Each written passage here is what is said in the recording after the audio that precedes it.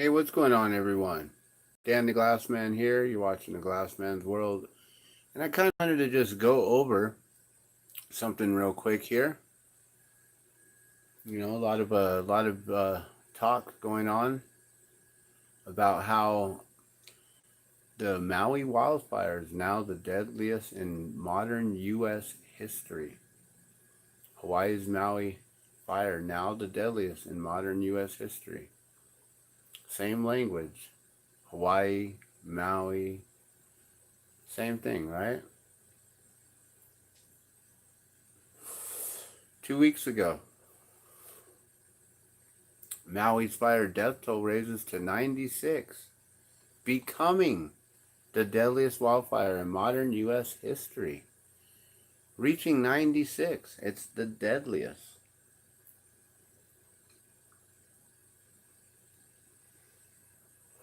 Three weeks ago, Hawaii wildfire is now second deadliest in modern U.S. history. 2 weeks ago, now the deadliest in U.S. history as death toll rises to 93 people here.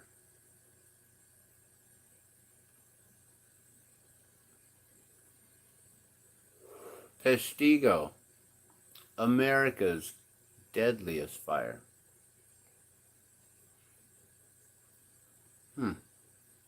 I don't see anything about the Great Chicago Fire, but I am seeing a lot about Maui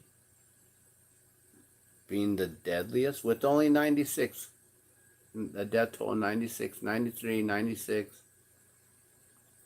Eventually, 4 hours ago, 115 confirmed.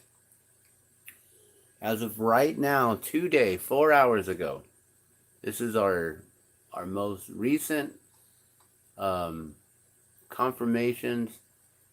The total count, 115. All right, you guys. So apparently there's the Testigo fire, which comes up right on top, the very first one here. The Testigo fire is actually America's deadliest fire. The deadliest fire in U.S. history. So I just watched this video. I watched a short clip of it. This is a 10-minute clip, but I watched a 8-minute clip of it, which was this one up here on top. And learned a little bit about it. Learned how there were 1,700 residents in the town of Testigo at the time of the fire. The fire came through and burned everything. The people who were able to survive either had to run into the waters and the rivers. You know, sound familiar? They had to go downstream into like a more murkier area away from the major fire.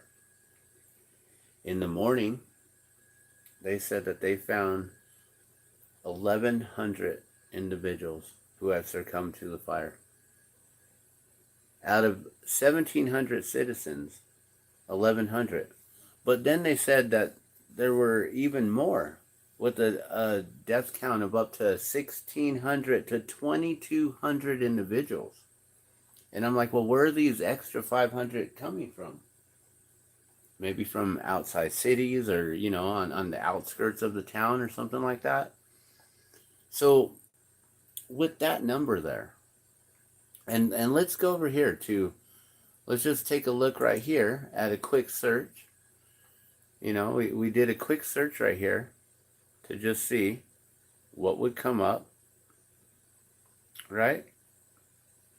Deadliest fire in U.S. history, real simple, right? And what do we come up with? We get the Testigo fire. The deadliest U.S. fire on record claimed the lives of more than 1,000 people and decimated the logging town of Testigo, Wisconsin, about 50 miles north of Green Bay. The Testigo fire began on October 8, 1871, and consumed roughly 1,875 square miles of land, destroying all but one of the town's most wooden buildings. So that's pretty amazing. There's a little side note over here.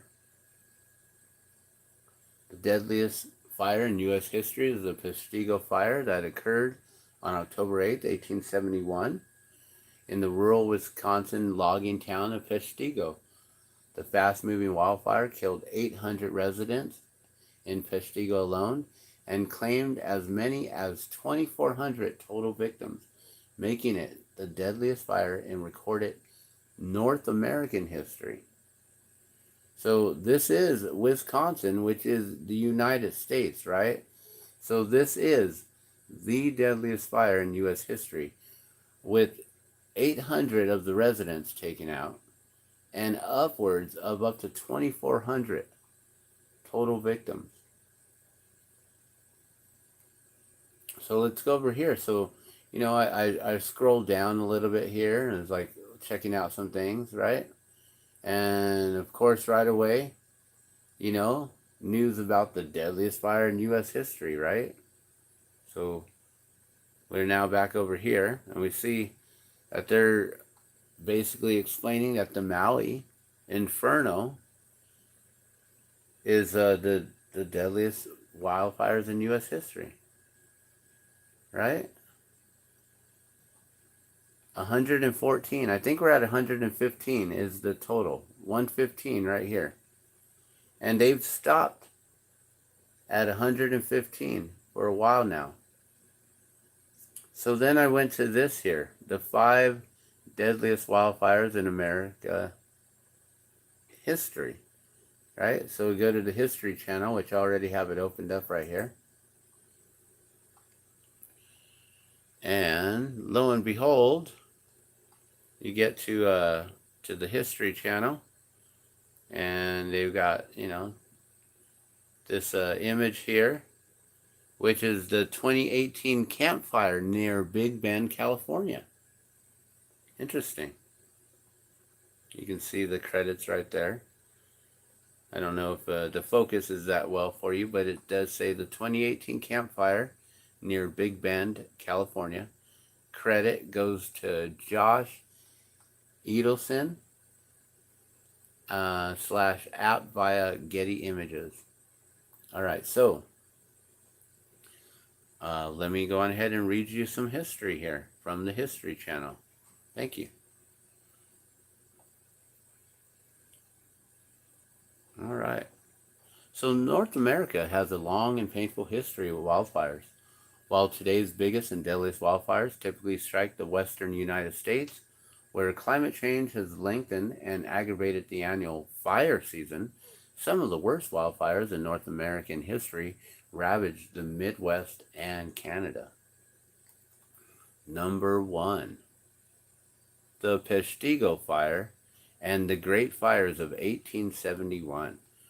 For 3 days in October of 1871, the entire upper Midwest of the United States was a raging inferno. 4 of the worst fires in American history, known collectively as the Great Fires of 1871, burned simultaneously in Michigan, Wisconsin, and Illinois.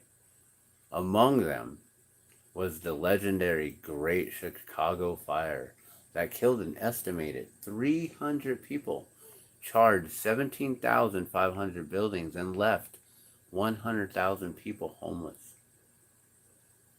The Chicago Fire of 1871. Meanwhile, 3 other wildfires claimed more than 500 lives in Michigan, but the deadliest of the Great Fires was the Peshtigo Fire that ripped through the rural Wisconsin logging town of Peshtigo on the night of October 8, 1871. The fast-moving wildfire killed 800 residents in Peshtigo alone and claimed as many as 2,400 total victims, making it the deadliest fire in recorded North American history.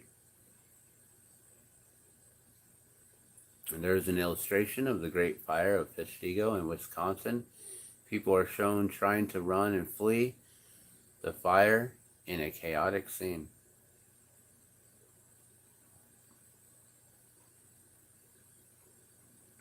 The summer and fall of 1871 were some of the driest seasons on record in the Midwest. The drought conditions alone would have been enough to make Peshtigo a tinderbox. But the situation was worsened by the reckless logging practices that littered the landscape with dead branches and stumps. On October 8th, a storm front pushed into the upper Midwest with 100-mile-per-hour winds that whipped small wildfires into flaming cyclones that hit Peshtigo without warning. Many of the town's survivors spent a hellish night in the Peshtigo River flanked by walls of flames. So that sounds quite eerily familiar with what happened in the town of Lahaina. Now, the only issue that I have is that they're claiming it to be the deadliest fire in U.S. history, and yet their toll is only at 115. And yet there are people who are asking, well, where are the 1,000 to 1,500 missing individuals? And where are the 2,000 students who have not re-enrolled in school yet? So how do they claim that the Maui fire, which is only at 115, is now the deadliest, when we know Peshtigo, it says right here, 800 residents in Peshtigo alone, and claimed as many as 2,400 total victims? How can they claim within 3 weeks right away? They're saying it's the second. I don't know if you saw that. Let me go back right here. So 3 weeks ago, you can see this right here. They claimed that it's the second deadliest in modern U.S. history. And then 2 weeks ago, now the deadliest in history, as the death toll rises to 115. So the only reason why I'm bringing this up is because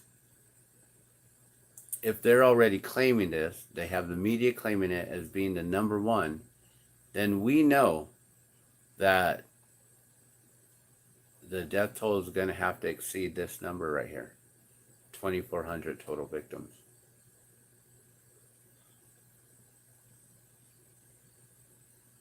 Let that sink in for a minute.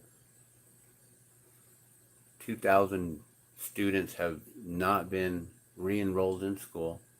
I understand some of them could be with their parents who are not worried about re-enrolling in their students, their children back into school, or not wanting to leave them, have them leave their side at all. I can understand that and imagine what's going on.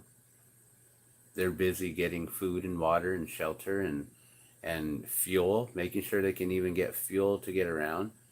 And you got to be careful with that fuel. I heard that they put diesel into a lot of vehicles that take regular unleaded gas, and ruined all their vehicles and left those individuals stranded. You got to really pay attention to the numbers that they're talking about, guys. 115 is the toll right now, and it's been there for 2 weeks now. Yet we've heard numbers, many numbers of it being a lot more. You know, I heard there was 400 body bags used, with 400 more on their way. I've heard that there's thousands of bodies in body bags in freezer trucks on the north end of Maui, on the other side of the island there. I can't confirm that. Can't deny it either. It's just alleged information that's going around. Now this here, number 2, the Cloquet, or Cloquet, I'm sure it's Cloquet. The Cloquet Fire of 1918, the second deadliest fire in North America, also struck the upper Midwest. Nearly 50 years after the Great Fires of 1871, the conditions in 1918 were nearly the same. So 50 years later. So I just want to point that out as well. Right now we're in these crazy drought-like conditions. They're saying 50 years later, So is that a cycle? Did they go through a wet cycle in between 1871 and 1918? Did it get really, really wet right around the 1900s? So the conditions in 1918 were nearly the same. In fact, it was the driest October in 48 years when sparks from a passing train ignited a wildfire outside of a small town of Cloquet, Minnesota. The fire smoldered for several days until October 12th, when the winds measuring as high as 76 miles per hour fanned the previously tamed wildfire into a raging killer. The Cloquet fire fully consumed the town of Cloquet, Moose Lake, and Kettle River before bearing down on the larger city of Duluth. More than 1,000 people lost their lives in the wildfire. 38 communities were destroyed and 250,000 acres burned. That's the second largest at 1,000 individuals, the second largest. So number 3 here, the Maui wildfires 2023. Estimated. Okay, so now they're doing estimations. So why are they claiming things when it's just an estimation? They're not claiming anything on facts right here. So here's the first image here. Wildfires burn over the town of Lahaina as seen in the neighboring Kaanapali Ali Resort on August 8th, 2023 in Kaanapali, Maui, Hawaii. Kaanapali? I think that's how you pronounce that. The historic village of Lahaina on the island of Maui was a tropical paradise that was once the capital of the Hawaiian Empire. Remember that.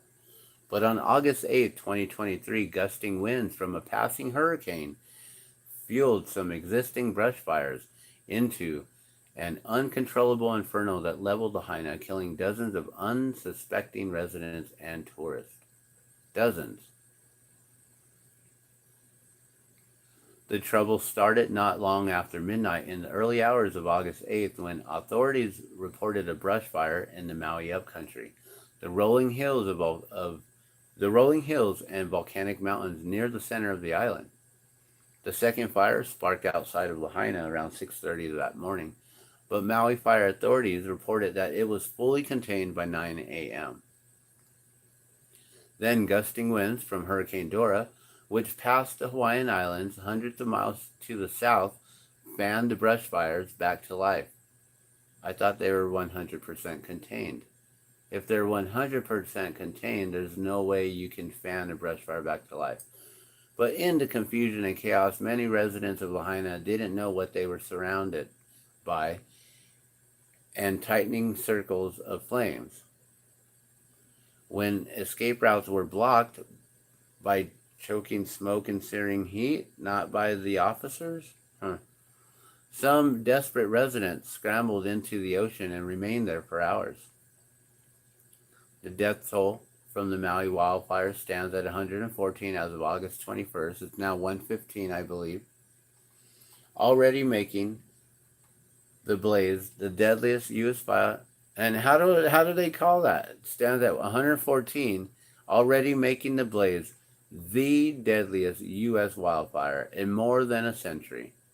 Sadly, those numbers were expected to increase as an estimated 1,000 remain missing or unaccounted for. So those numbers were expected or are expected? I'm like, we're kind of expecting them to rise still. And then you got number 4, the big burn or big blow up of 1910. And over just 36 hours in August of 1910, an unprecedented wildfire known as the Big Burn or the Big Blow Up scorched 3 million acres of virgin forest in Montana, Idaho, and Washington. It was an early and painful test of the U.S. Forestry Service, formed in 1905. Of the 87 people who died in the blaze, 78 of them were firefighters. That's horrible. As with other deadly fires in North America, The 1910 blaze began as a patchwork of small brush fires burning in drought-stricken forests. Then came the wind. Hurricane-force winds from a massive cold front slammed into the region and whipped the brush fires into a frenzy. Firefighters and survivors of the big blowup described flaming trees ripped from the ground and hurled through the air at 70 miles per hour.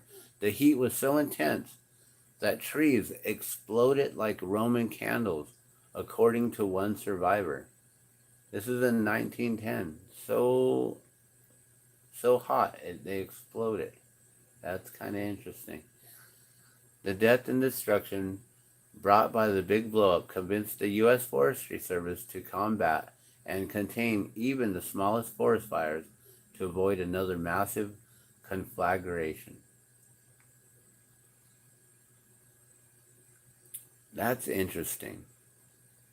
They're saying that things blew up, trees were ripped from the ground and hurled through the air at 70 miles per hour. What? What? It sounds like they used dynamite or something. The big blow up, right? Like that's what they called it? Really? The big burn or big blow up. Wow. Of 1910. So imagine that they've just been doing this. And where was that? Is this a place of individuals who were pushed into, that's the U.S. Forestry Service? They came in for logging in 1910. That was right before all the Wall Street and everything started to happen. They were pushing out hemp so it wouldn't be a competitor. Like, yeah, this is very fishy right there. These individuals have been taking things, land grabs, for a really long time, guys. The Camp Fire, 2018. So you guys know about this, the 2018 Camp Fire near Big Bend, Colorado. Credit goes to Josh Edelson out via Getty Images. In November of 2018, the Northern California town of Paradise was transformed into a living hell by the deadliest wildfire in California history. The late summer and fall are known as fire season in California, but nothing prepared the communities of Paradise and nearby Concal for the violence and intensity of the campfire. The blaze was ignited on November 8th by a nearly 100-year-old electrical transmission line in the Sierra Nevada foothills above Paradise. A stiff wind pushed the wildfire rapidly downhill before many residents of nearby communities would escape. The speed of the wildfire at its peak intensity was calculated as 80 football fields a minute. That's pretty quick, guys. It took just 4 hours for the campfire to nearly erase the town of Paradise, claiming 86 lives and leaving more than 30,000 people homeless. More than 5,500 firefighters were deployed to fight the deadly blaze, which burned for 17 days. And I guess that is number 5. And these are the 5 deadliest wildfires in U.S. history. Deadliest wildfires, North America. So this is on the History Channel, guys.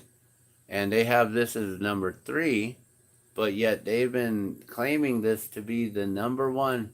And I don't see a date on when this was updated. Oh, wait. Right there, August 21st, 2023. Right in front of my face. That's funny. I guess because I was scrolled like that, I was hiding it once we got to the top. So this was published August 21st, 2023. At that point, they were at 114. But they've been saying since week 3, this was the number 2 deadliest, and then week 3 or week 2 at 114, that it was the number 1 in U.S. history. So how can they even come to this number unless they already know, guys?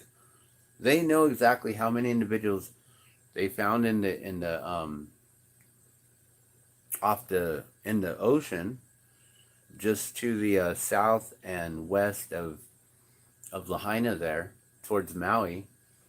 And I don't remember what the numbers were. I think it was like 86 that they found out there in one area, and there's got to be more that they didn't find. There's the 2,000 missing students who haven't re-enrolled yet, and they've been claiming that there's like up to 1,500 individuals that are still missing or unaccounted for. They're going to release a list of 300 people who they've identified, but the number is at 115.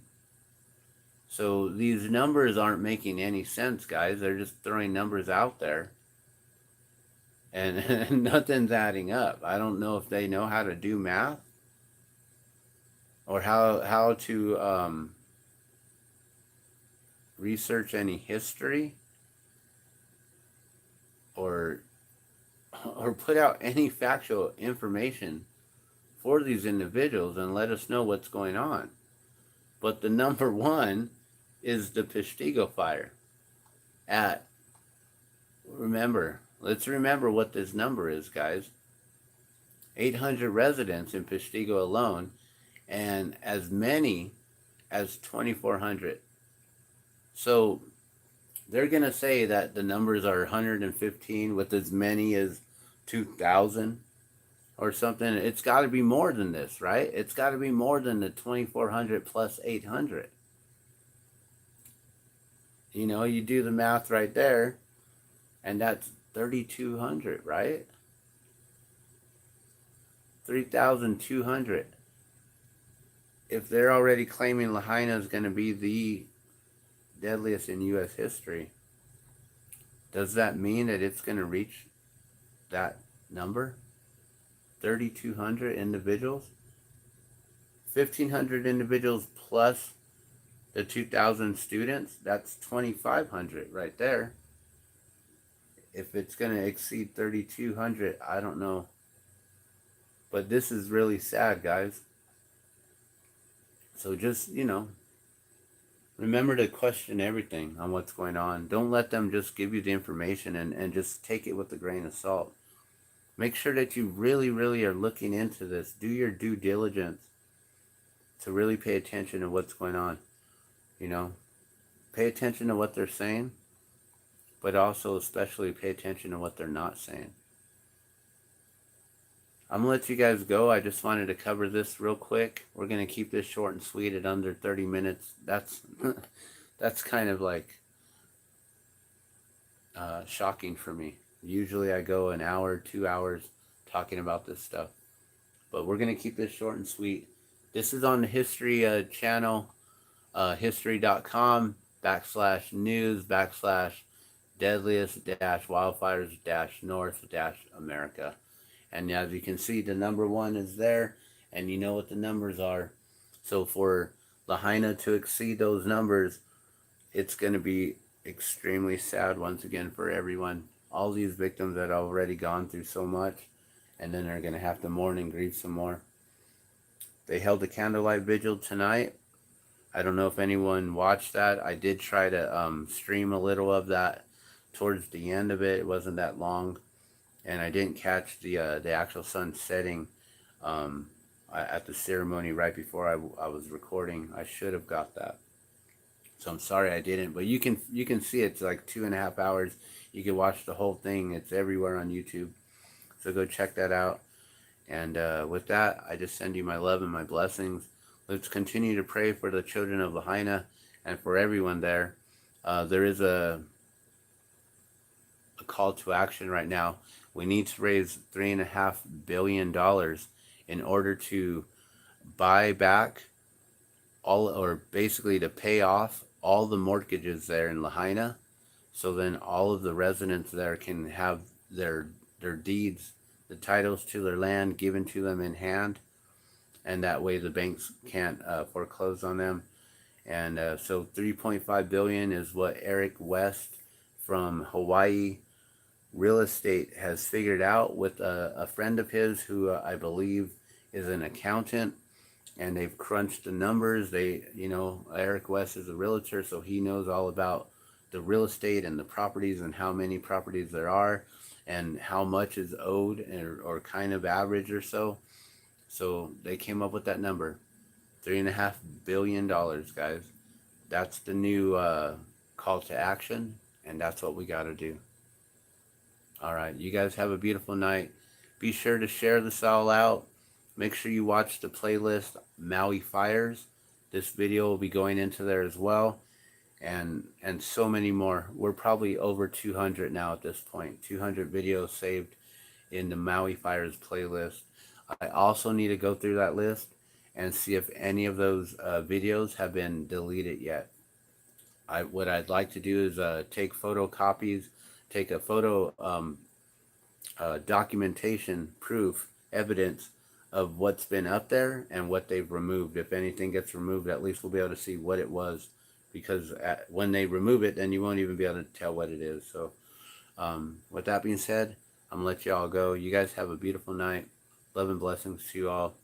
Let's keep on praying for Lahaina, and also let's buy back Lahaina. Let's save Lahaina. Let's save Maui. You guys have a good night.